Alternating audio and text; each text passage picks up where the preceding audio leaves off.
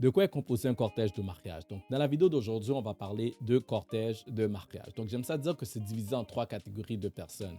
Il y a les must-have, les nice-to-have et les extras que j'aime appeler les I don't want peace. I don't want peace. I want problems always. On va commencer au premier avec les must-have. Donc, quelque chose que tu fasses un mariage civil ou un mariage religieux, il est important que tu aies des témoins.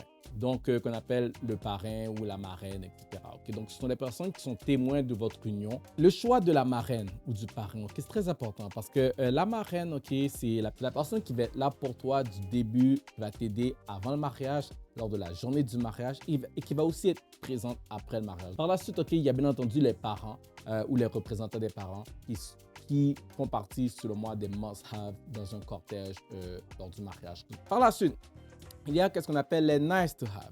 De les nice-to-have, OK, on parle des garçons d'honneur et les filles d'honneur, ou les dames d'honneur ou les hommes d'honneur. Pourquoi je mets ça dans les nice-to-have? C'est que j'ai fait plusieurs mariages où il n'y avait pas de garçons d'honneur et de filles d'honneur et ça a très bien été.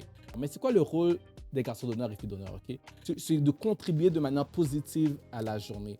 Donc, c'est très important quand tu choisis tes garçons d'honneur et tes filles d'honneur, choisis des personnes qui sont contents pour toi, qui veulent être là et qui ont également le budget pour être garçon d'honneur et fille d'honneur. Parce que tu veux pas, exemple, prendre une cousine, etc., que ça ne tentait pas de marcher à ton mariage. Donc, ça va juste occasionner du stress supplémentaire.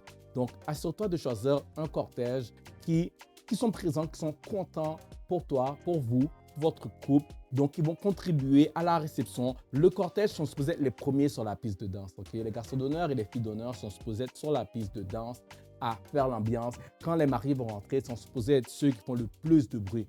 Et pour finir, okay, qu'est-ce que j'appelle les extras? Toutes les personnes qu'on met dans le cortège qui ne contribuent pas de manière officielle au mariage. Okay? Les petits mariés, les porteurs de Bible, les porteurs d'alliance, les flower girls, tout ça. Également, un cortège d'ados.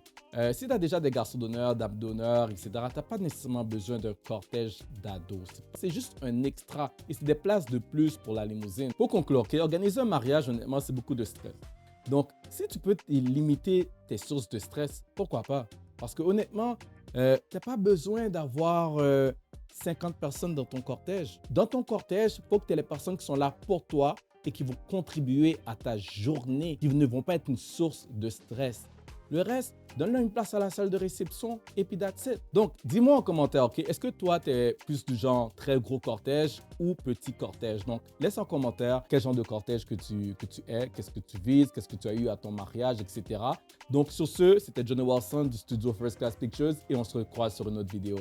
Ciao.